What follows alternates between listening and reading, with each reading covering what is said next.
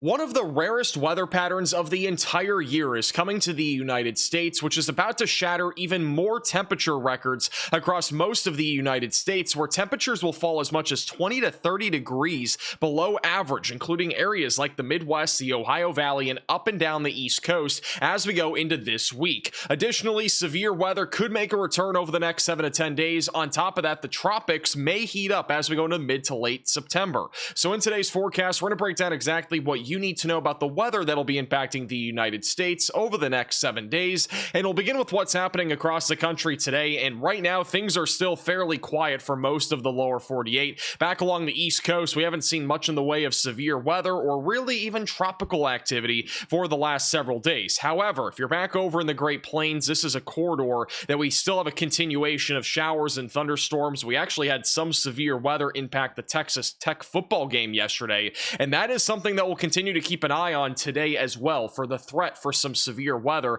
across areas in far western Texas, where some damaging winds will be possible out of the most significant storms that form. High pressure still sitting back over here in southern Texas and Mexico. This is pulling moisture out of the Pacific, so we should continue to see elevated chances of showers and storms, and even a threat for flooding across Texas and Louisiana for the next couple of days. Now, over the next few days, we are about to see one of the craziest weather patterns that we've really ever seen to open up the month of September. This is what our mid-level flow and jet stream looks like right now. We currently have a high pressure system sitting across the southwest and a very weak low pressure system back over in the northeast. This is essentially the remnants of our cold blast that we've had over the last week or so that impacted areas like the Midwest, Ohio Valley, and into the southeast. Most of you do not feel that cold anymore, though, because obviously the temperatures have warmed up quite a bit over the last few days. Most areas in the Midwest went from the 40s, 50s, and 60s. Now we're up into the 60s, 70s, and 80s, kind of what we were like back a couple of weeks ago in August. But as we go into the middle of this week, just after Labor Day, we are going to have a very strong northwesterly flow come out of Canada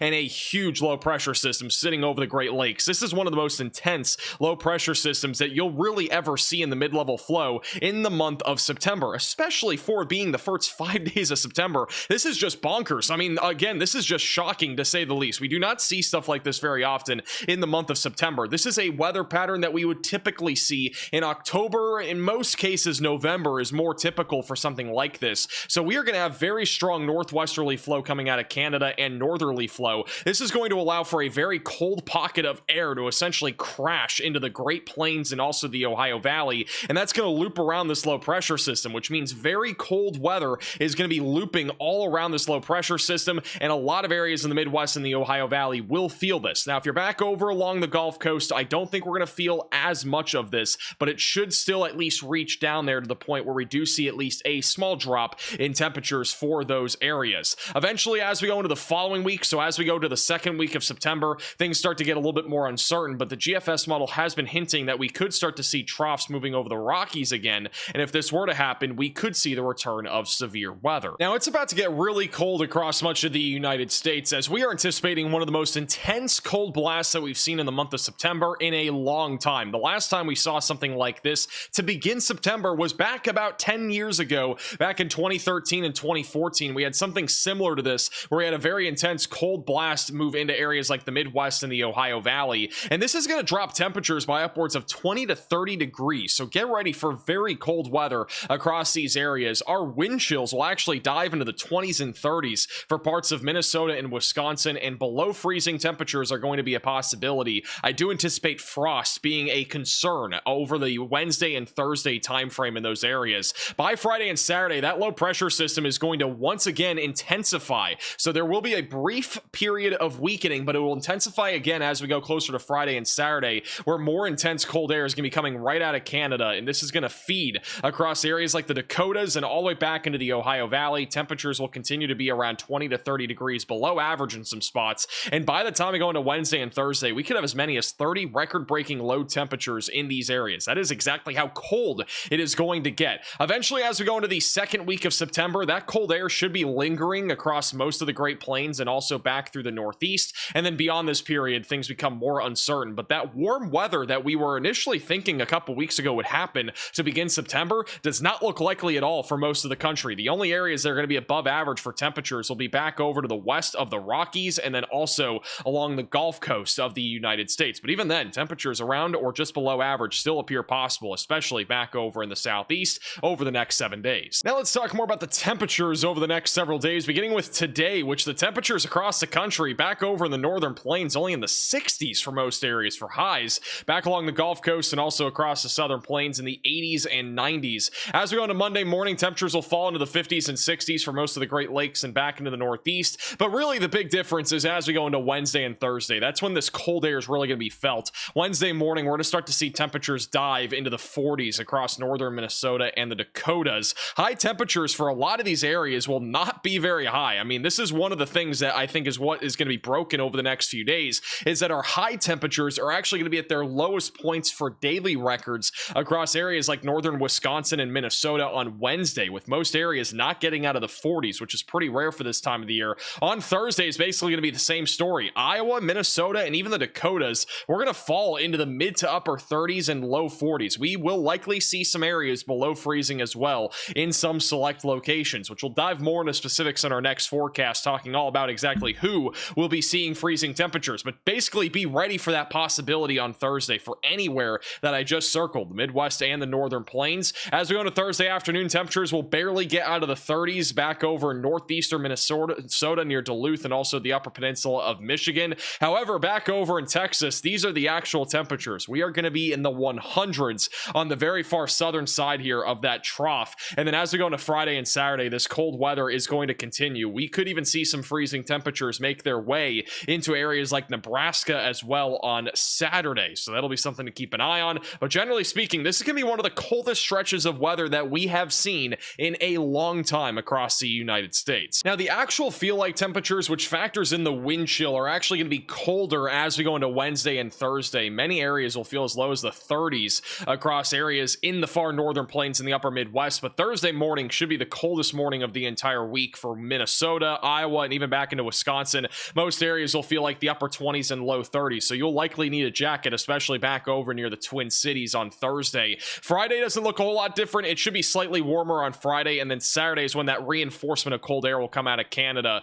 and many areas are going to fall into the 30s and 40s for feel-like temperatures across a large chunk of the northern plains, and this will reach all the way down as far south as St. Louis and perhaps even into northern Kentucky on Saturday. Now, this weather pattern is about to shatter even more records across the United States. This here pictured as Thursday afternoon's high temperatures that are forecasted. Any number that you see is a record that will either be tied or broken for daily records for the lowest high temperature recorded at all these locations. And notice most areas in the Midwest and the Ohio Valley will be in the low to mid 50s, as high as the low 70s for a record-breaking low maximum temperature. So this is obviously very rare. And then as we go into Friday morning, there will be a few select locations, including areas like Kalamazoo, Michigan, as far south as Joplin, Missouri, that will have the potential for record-breaking low temperatures. So again, very cold weather is coming to the United States. And the Climate Prediction Center does agree that we are expecting well below average temperatures for much of the United States. This here pictured is between Friday, which is September 5th,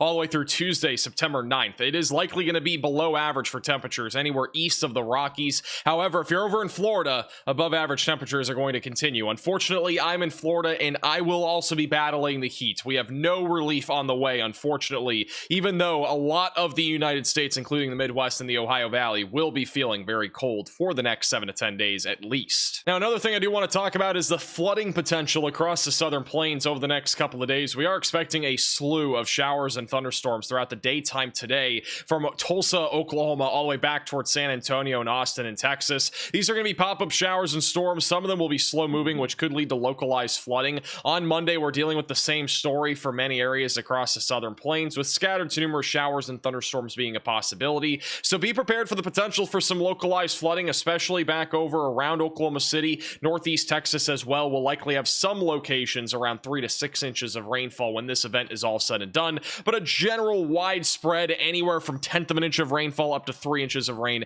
is expected anywhere from North Texas all the way back towards San Antonio and Austin. Also, Houston, Texas will likely pick up around 1 to 3 inches of rain when this is all said and done. Now, diving into the future radar beyond the next couple of days, we are expecting that low pressure system to rapidly intensify across the Great Lakes as we go into Wednesday. There is a very low chance of isolated severe weather in the Midwest on Wednesday, but I think overall it'll be mostly just showers and storms. We might even see some isolated snow flurries back over in and far northeastern Minnesota as we go into Wednesday, which would be really surprising. As we go into Thursday and Friday, that low pressure system will grow in size and will be continuing to spin north of the Great Lakes. We'll likely see the potential for water spouts as well across the Great Lakes on Thursday, Friday, and Saturday, as there's very warm waters and then very cold air aloft, which will help to increase the potential of rotating, basically tornadoes, but over a lake. As we go into Sunday and Monday of next week, things get a lot more uncertain, but high pressure could build across the Great Lakes, and if this were to happen, we would basically see all of our showers, storms, and anything else would basically be congealed to the Gulf Coast and also to the Great Plains. And lastly, the tropics continue to look fairly quiet across the Atlantic Ocean, and with all the cold fronts that we're continuing to see in the United States, that's going to kind of repel